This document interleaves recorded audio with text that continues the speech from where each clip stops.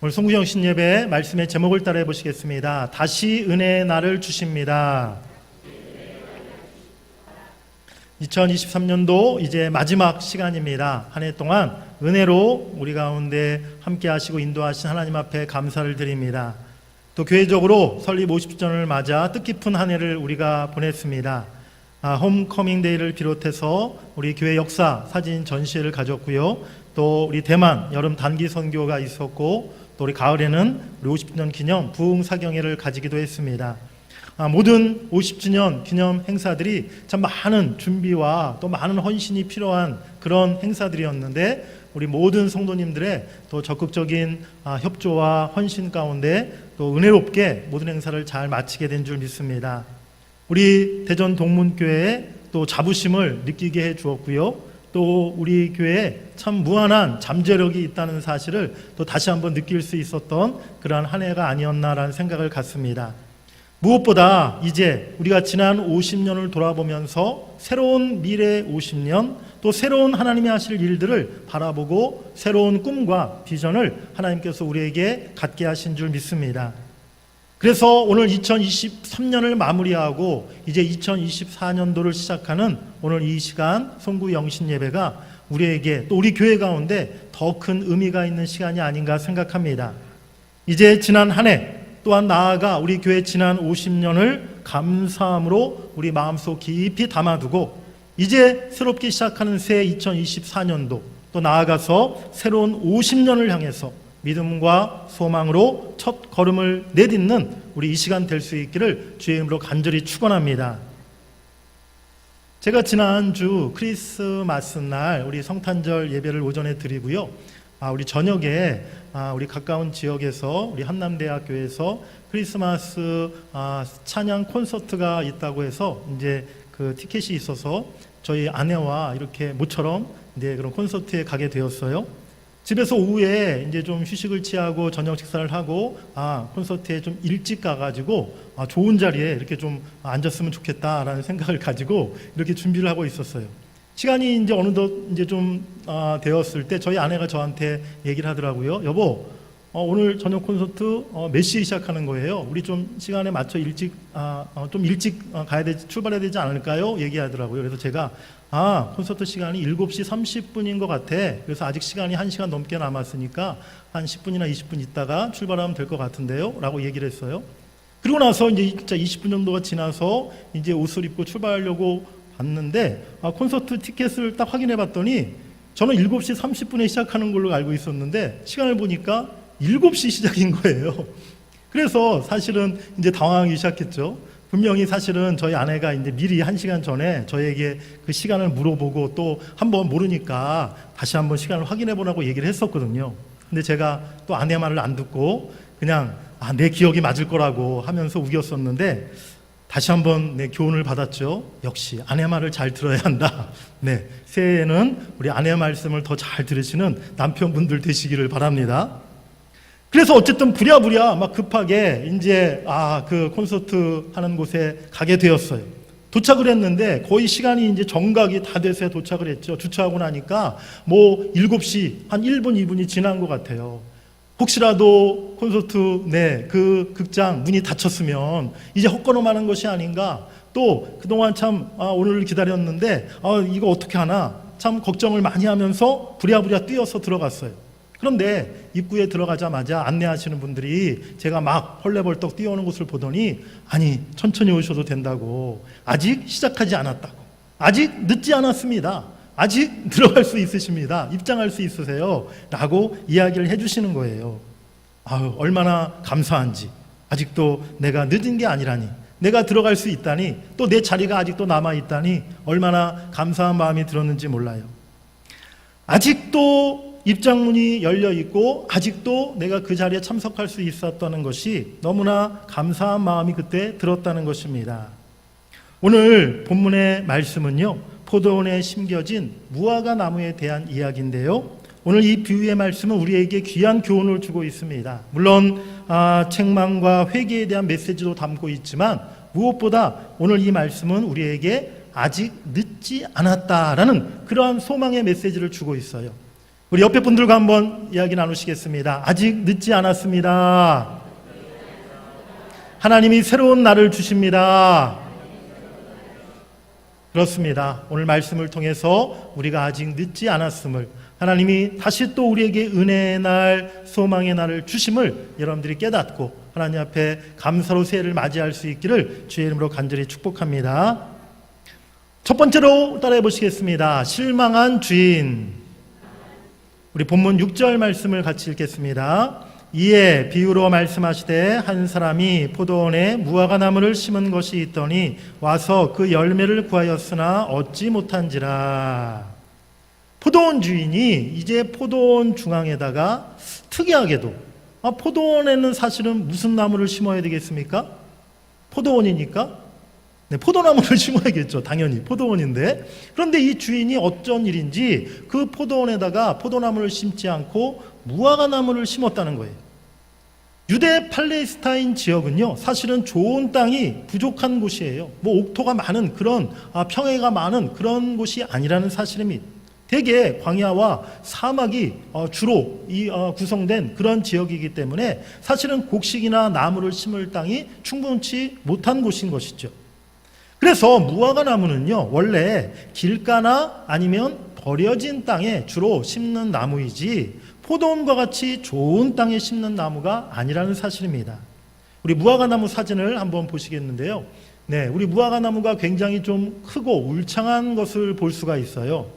그리고 무화과나무의 열매, 네, 무화과 열매 여러분들 먹어보신 적 있으십니까? 네, 제가 예전에 그 해남 쪽에 이렇게 진도 쪽인가요? 그쪽에 남해안 쪽에 이렇게 갈 일이 있었는데 거기서 무화과, 네, 그 열매를 무화과를 사서 한번 먹어본 적이 있는데 생각보다 굉장히 맛있더라고요.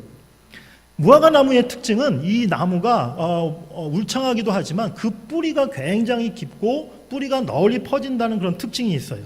그래서 이 무화과 나무는 포도나무에 비해서 굉장히 많은 땅을, 많은 면적을 차지하는 나무라는 것입니다.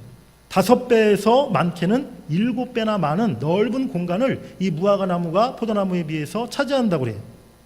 그럼에도 불구하고 오늘 포도원 주인이 이 무화과 나무를 포도원 한가운데 심었다는 것은요, 주인이 특별한 관심과 기대를 가지고 이 무화과 나무를 심었다라고 우리가 생각해 볼 수 있는 것입니다.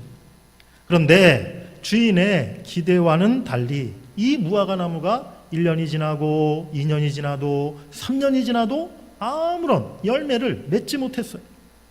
열매를 맺어야 하는데 열매를 맺지 못하니 그 나무에게 특혜를 베풀고 관심을 기울였는데 아무런 열매를 맺지 못하였으니 주인이 매우 실망할 수밖에 없었던 것이죠. 기대가 큰 만큼 실망도 크다라고 하지 않습니까? 주인은요, 그 실망감이 너무 컸어요. 그래서 이제 포도원 지기를 불러서 이제 더 이상 저 무화과 나무를 내버려 두지 말고 이제 도끼로 베어서 그 나무를 없애버리라 라고 명합니다. 나무를 잘라버려라. 더 이상 열매도 없고 계속 땅만 버려둘 수는 없지 않느냐라고 주인이 말하고 있는 거예요. 오늘 이 비유의 말씀에서 포도원과 무화과 나무는 무엇을 가리키는 것일까요? 포도원은 이스라엘을 가리키고 무화과 나무는 이스라엘 백성들, 유대인 한 사람 한 사람을 가리킬 수 있습니다. 또한 나아가서 포도원은 하나님 나라의 공동체를 의미한다라고 볼 수 있고요. 무화과 나무는 하나님이 택한 한 사람 한 사람, 바로 우리 자신을 의미한다라고 우리가 생각할 수 있다는 사실입니다. 오늘 우리가 함께 읽지 않았지만 본문의 앞선 13장 1절부터 5절 부분에는 어떤 말씀이 있냐면 회개에 대한 말씀이 먼저 소개되어 있는 것을 보게 됩니다. 빌라도에게 죽임당한 갈릴리 사람들의 이야기가 소개되고 있고요. 실로암에서 망대가 무너져 일하다가 18명의 사람이 죽었던 이야기가 소개되어 있어요. 사람들이 예수님께 찾아와서 물었어요.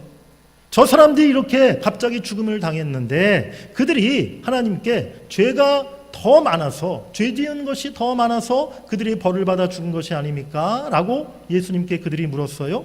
그때 예수님은 아니다 라고 말씀하시면서 너희도 다 회개하지 아니하면 이같이 다 망하리라 라고 예수님이 그들에게 말씀하십니다. 예수님이 공생의 사역을 시작하시면서 복음을 전하셨을 때 기쁨으로 복음을 받아들이고 예수님을 영접한 사람들도 있었지만 많은 유대인들은요, 오히려 예수님을 거부하고 예수님을 미워하고 예수님을 심지어 핍박하기까지 했다는 거예요. 그들을 향해서 오늘 예수님은 회개를 촉구하시면서 이 포도원의 비유를 말씀하신 것입니다. 오늘 포도원의 주인 되신 하나님께서 이스라엘 백성들과 또 오늘 우리에게 어떠한 기대를 갖고 계시는 걸까요? 하나님 나라 백성으로서, 하나님이 택한 자녀로서 먼저 우리가 회개의 열매를 맺기를 바라신다는 사실을 여러분들이 깨달으시길 바랍니다. 신년을 맞이할 때마다 우리 모두가 항상 기대하고 소망하는 게 있어요. 새해에는 내가 뭔가 새롭고 더 나아진 삶을 살게 되기를 우리가 바라고 또 그렇게 기대합니다. 그런데 사실 해가 바뀐다고 해서 오늘까지의 나의 삶이 갑자기 내일 2024년도가 된다고 해서 갑자기 저절로 뭐가 확 바뀌는 것은 결코 아니라는 것이죠. 나라는 사람이 그대로인데 어찌 그냥 날짜가 하루 바뀌었다고 해서, 해가 바뀌었다고 해서 뭐 달라질 게 뭐가 사실 있겠습니까? 사랑하는 여러분들, 우리 인생이 달라지고 새로워진 길이 어디 있습니까? 그것은 단지 시간이 지난다고, 세월이 바뀐다고 우리의 인생이 바뀌는 게 아니라는 거예요. 우리의 인생이 변화되고 달라지는 길은 바로 회개로부터 시작된다는 사실을 여러분들이 믿으시길 간절히 바랍니다. 그래서 성경은 우리에게 끊임없이 회개를 강력하게 요구하시고 우리에게 말씀하고 있는 것이에요. 우리가 회개치 않으면, 우리가 하나님께로 전적으로 돌이키지 않으면 우리의 인생이, 우리의 삶의 모습이 결코 변화될 수 없음을, 달라질 수 없음을 성경은 우리에게 거듭 말씀하고 있는 것입니다. 과거의 삶을 뒤돌아보면서 이제 과거의 것을 던져버리고 부정하고 그리스도 안에서 새로운 인생을 살라라고 주님은 우리에게 말씀하시는 줄 믿습니다. 그리하면 그리스도 안에서 너희가 새로운 피조물이 될 것이다 라고 성경은 말씀하고 있어요. 옛사람의 모습이 사라지고 이제 그리스도 예수 안에서 새로운 사람으로 변화되어서 새로운 인생을 우리가 살아가게 되는 줄 믿습니다. 올 한 해를 이제 돌아보면서, 한 해를 마무리하면서 우리가 한 해 동안 맺어야 할 열매를 온전히 맺지 못했다는 것들, 또 하나님께 영광 올려드리고 주님을 기쁘게 해드리는 삶을 살지 못했던 것들, 오히려 주님을 많이 실망시켜 드렸던 것들, 우리의 자신의 그 모든 허물을 돌아보면서 올해 마지막 이 시간에 우리 모두가 하나님 앞에 회개하고 그리함으로 새로운 마음으로 새해를 맞이할 수 있기를 간절히 바랍니다. 회개하는 10년 가운데 하나님께서 새로운 은혜를 부어주시고 새로운 날을 허락하시고 하나님이 새로운 복을 부어주실 줄 믿습니다. 우리 크게 두 번째로 따라해 보시겠습니다. 포도원 지기의 간청. 이제 말씀드린 대로 주인은 더 이상 참을 수가 없었어요. 더 이상 이 무화과 나무를 기다려줄 이유도 없었어요. 포도원 지기를 불러서 열매 맺지 못한 무화과 나무를 찍어 베어버리라 라고 이렇게 명령을 내립니다. 우리 7절 말씀을 한번 같이 읽어보시겠습니다. 포도원 지기에게 이르되 내가 3년을 와서 이 무화과 나무에서 열매를 구하되 얻지 못하니 찍어버리라. 어찌 땅만 버리게 하겠느냐. 여러분 생각할 때 어떤 생각이 드십니까? 오늘 이 포도원 주인이 좀 너무하다라는 생각 혹시 드십니까? 주인이 너무 무자비하고 인내심이 없는 사람이 아닌가? 라는 그러한 생각이 혹시 드시나요? 무화과 나무가 아직 심어진 지 3년밖에 안 됐는데, 나무가 사실은 3년밖에 안 됐다는 것은 아직 어린 나무라는 것인데, 사실은 주인이 좀 더 참아주고 좀 더 기다려주고 나무가 더 크게 잘 자랄 때까지 그렇게 시간을 더 주어야 되는 것은 아니었는가? 라는 생각이 혹시 들지 않으십니까? 그런데 오늘 주인이 결코 너무하고 무자비하고 인내심이 없는 그런 사람이 아니었다는 거예요. 우리 참고로 레위기 19장 23절부터 25절 말씀을 한번 같이 읽어보시겠습니다. 레위기 19장 23절. 네, 같이 읽겠습니다. 시작. 너희가 그 땅에 들어가 각종 과목을 심거든 그 열매는 아직 할례 받지 못한 것으로 여기되 곧 3년 동안 너희는 그것을 할례 받지 못한 것으로 여겨 먹지 말 것이요 넷째 해에는 그 모든 과실이 거룩하니 여호와께 드려 찬송할 것이며 다섯째 해에는 그 열매를 먹을지니 그리하면 너희에게 그 소산이 풍성하리라. 나는 너희의 하나님 여호와이니라. 아멘. 하나님이 얼마나 정확하신 분인지, 나무를 처음 포도나무든 무화과나무든 나무를 심을 때 처음 심고 나서 3년 동안은요 열매를 안 거둬도 된다는 거예요. 그 나무가 열매를 전혀 맺지 못해도 된다는 거예요. 나무가 3년 동안 땅에 잘 적응하고 또 나무가 자라날 수 있는 시간을 하나님이 주시는 거죠. 그리고 이제 비로소 4년째 되었을 때 첫 열매를 거두게 되면 그 열매를 주인이 농부가 가져가는 것이 아니라 첫 열매는 하나님께 드리라 라고 말씀하고 있습니다. 그리고 나서 이제 비로소 5년째 되는 해에야 그 나무를 심고 나무를 키웠던 그 나무 주인이 그 열매를 취할 수가 있다는 거예요. 오늘 이 레위기 규례에 따르면 오늘 포도나무에 무화과나무를 심었던 이 주인도요, 최소한 계산해 보면요 7년 이상을 기다렸다라고 우리가 생각해 볼 수가 있어요. 그렇지 않습니까? 처음 지금 3년 동안 나무 심고서 아무 열매 맺지 않아도 기다렸어요. 그러다가 4년째 되는 날에는 이제 열매가 조금 맺혔지만 첫 열매는 하나님께 다 드렸어요. 이제 비로소 5년째부터 이제 이 주인이 본격적으로 이 무화과나무의 열매를 기다렸던 것이죠. 그런데 5년째, 6년째, 7년째 3년이 지나도록 사실은 이 무화과나무가 그 후에도 아무런 열매를 거두지 못했다는 것입니다. 긴 세월 동안 포도원 주인과 포도원 지기가 함께 가꾸고 돌보며 무화과 열매 맺기를 목 빠지게 기다렸는데 이 나무는 야속하게도 아무런 열매를 맺지 못하고 만 거예요. 포도원 주인은요 충분히 내릴 만한 결정을 지금 내린 것입니다. 이만큼 내가 특혜를 주고 관심을 베풀고 보살펴주고 오랜 시간 기다렸건만 열매 맺을 생각을 안 하니 이제 그만 이 나무를 베어버리자. 차라리 다른 나무를 심도록 하자. 주인의 결정은요 지극히 합리적이고 당연한 그런 결정이었습니다. 오늘 하나님은 열매 없는 나무를 찍어버리라 라고 명하시면서 어찌 땅만 버리게 하겠느냐라고 말씀하십니다. 여기서 버리게 하다라는 이 말은요 헬라어로 카타르게오라는 단어인데 이 단어의 뜻은 활동하지 못하게 하다, 못쓰게 만들다, 무효로 만들다 라는 뜻을 가진 말이에요. 사랑하는 여러분들, 우리가 결코 땅만 버리게 하는 그러한 사람이 되어서는 안 될 줄 믿습니다. 우리가 하나님 앞에 정말 죽도록 충성하고 헌신하는 그러한 일꾼이 되지는 못할 망정 교회와 하나님 나라의 일을 못하게 가로막고 땅을 망치고 못쓰게 만드는 그러한 사람이 되어서는 안 될 줄 믿습니다.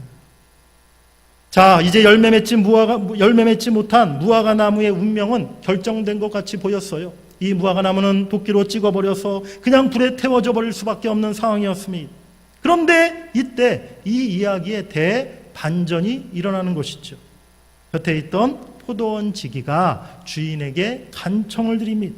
우리 8절 말씀 같이 읽어보시겠습니다. 8절 시작.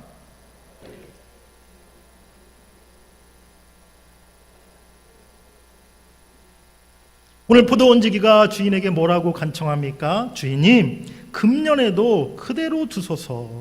바꿔 말하면요, 한 해만 더 참아주소서라고 요청하고 있는 거예요. 주인님, 1년만 더 기회를 내게 주십시오.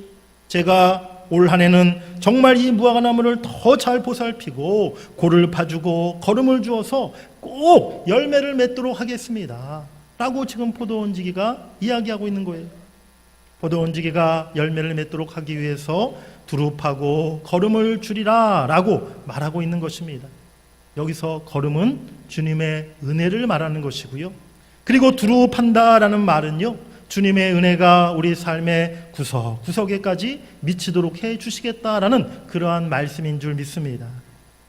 사랑하는 여러분들, 오늘 이 열매 맺지 못한 무화과나무, 바로 오늘 저와 여러분들, 우리 모두의 자화상이라는 사실을 우리가 이 시간에 깨달아야 될 줄 믿습니다. 하나님은 참으로 오랫동안 우리를 기다려 오셨어요. 올 한 해도 하나님은 우리에게 날마다 말씀하시고 교훈하시고 은혜를 내려주시고 우리가 회개의 열매, 성령의 열매, 헌신의 열매, 순종의 열매, 아름다운 삶의 열매를 맺기를 기대하셨다는 것입니다. 이 시간 올 한 해 조용히 우리의 삶을, 우리의 모습을 돌아볼 수 있기를 원합니다. 1년 동안 내가 하나님이 원하시고 기뻐하실 만한 어떤 열매들을 맺었는가? 차마 하나님께 은혜를 주시라고, 하나님 내게 복을 내려달라고 우리가 하나님 앞에 그렇게 구하기가 참 죄송하고 부끄럽다는 그런 생각이 들 수밖에 없어요. 그런데 오늘 부족하고 연약한 참 부끄러운 우리를 대신해서 우리의 중보자 되시는 예수님께서 하나님께 간청하고 계시는 것입니다. 다시 새로운 한 해를 허락하시고 새로운 돌보심과 공급하심의 은혜를 통해서 자격 없는 우리에게 다시 한번 새로운 기회를 주시겠다라고 오늘 말씀해 주시는 줄 믿습니다. 사랑하는 여러분들, 올 한 해도 참 은혜의 시간들이었습니다. 특별히 코로나 이후에 하나님께서 우리 모두와 특별히 또 우리 교회 가운데 회복의 은혜를 베풀어 주신 줄 믿습니다. 다시 모이기에 힘쓰게 하시고 또 예배하고 기도하고 또 우리 교회가 전도하고 선교하는 데 더 힘쓰고 또 구제할 수 있는 사랑을 나눌 수 있는 그러한 환경과 기회를 우리에게 허락해 주신 줄 믿습니다. 그런데 그런 하나님의 은혜에도 불구하고 우리가 하나님이 바라셨던 그런 충분한 열매를, 온전한 열매를 맺지 못했다는 사실을 또한 고백할 수밖에 없는 거예요. 하지만 은혜 놓으신 주님, 오늘 우리를 향해서 뭐라고 말씀하십니까? 올해도 또냐? 올해도 별 달라진 것이 없었느냐? 열매는커녕 나무마저 시들시들해지고 병들어가고 있느냐? 나도 이제 너희를 위해 일하고 기다리기에 참 지쳤다. 이제 나도 그만 포기하고 싶다. 주님이 우리를 향해 그렇게 말씀하시는 것이 아니라요, 내년에 내가 너희를 위해서 더 두릅하고 걸음을 주리라. 내가 너희에게 더 은혜를 베풀어 주리라. 너희 삶 구석구석에 더 풍성한 은혜를 주리라. 믿음을 가지고 용기를 내라. 다시 소망을 품어라. 가지마다 주렁주렁 풍성한 열매를 거두게 될 것이다. 오늘 주님이 우리에게 말씀해 주시는 줄 믿습니다. 성경에 보면요, 아브라함이 오래 참아서 복을 받았다라는 말씀이 있어요. 우리 히브리서 6장 14절 15절 한번 읽어보시겠습니다. 시작.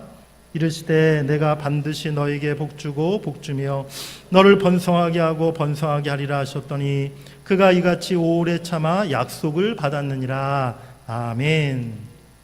그런데 우리가 창세기 아브라함의 그 모든 삶을 자세히 살펴보면 과연 아브라함이 정말 오래 참았는가, 그가 끝까지 인내만 하였는가, 그것이 아니었음을 우리가 발견하게 돼요.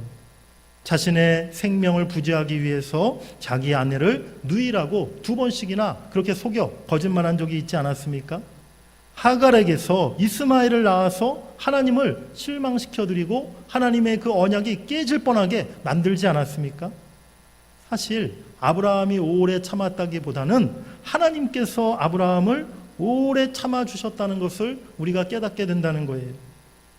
다윗이 밧세바의 간음 사건을 일으켰을 때에도, 또 예수님의 제자들이 예수님을 버리고 다 도망가고 부인했을 때에도, 바울이 사울로 불리우던 그 시절 예수 믿는 사람들을 잡아 핍박했을 때도 하나님은요, 오래 참고 그들을 기다려주셨어요. 결국에 우유부단했던 아브라함을 믿음의 조상, 복의 통로로 만들어주셨고, 유혹에 약했던 다윗을 위대한 왕으로 세워주셨고, 자신의 야망과 율법에 사로잡혀 있던 사울을 신실한 사도 바울로 바꾸어 주셨습니다. 허풍쟁이, 자기 중심적이었던 12 제자들을 능력 있는 사도로 하나님이 바꾸어 주신 줄 믿습니다. 내가 두루 파고 걸음을 주리라. 열매 맺지 못한 것이요, 전적으로 나무의 책임이지만 오늘 포도원 주기는 그것을 자기 탓으로 돌리고 있는 거예요. 분명히 내 탓인데, 분명히 열매 맺지 못한 것은 우리의 잘못인데 오늘 주님은 그것을 주님의 탓이다, 내 탓이다 라고 말씀하시고 있는 것입니다.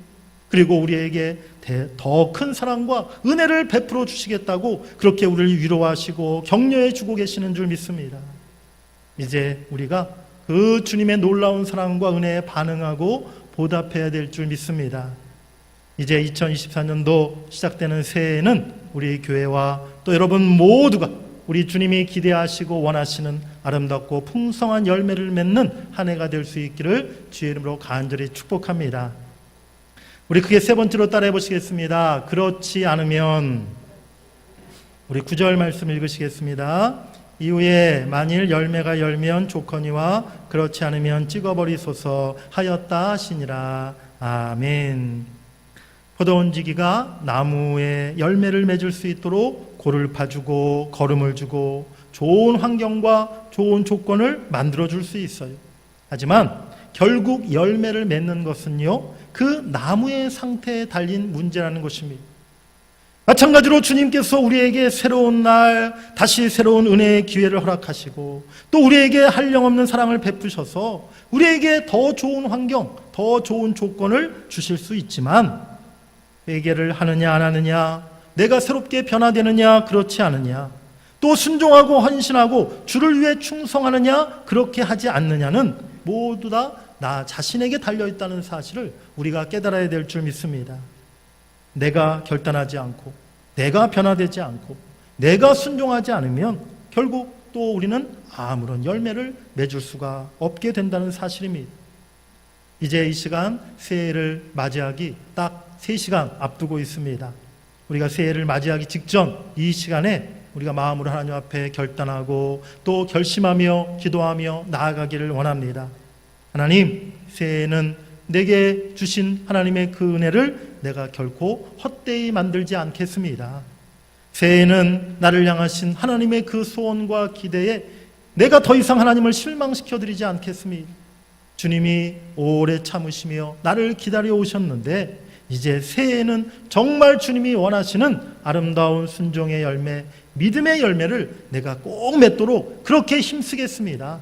이 시간 우리가 함께 그렇게 마음으로 결단하고 새해를 시작할 수 있는 은혜가 있기를 간절히 원합니다. 우리 주님이 포도원지기가 되어주셔서 여러분들을 도와주시고 여러분들에게 날마다 은혜를 베푸시고 이제 여러분들이 그렇게 믿음으로 결단하고 나아갈 때, 순종하실 때 분명 아름다운 열매 맺도록 하나님이 역사하실 줄 믿습니다.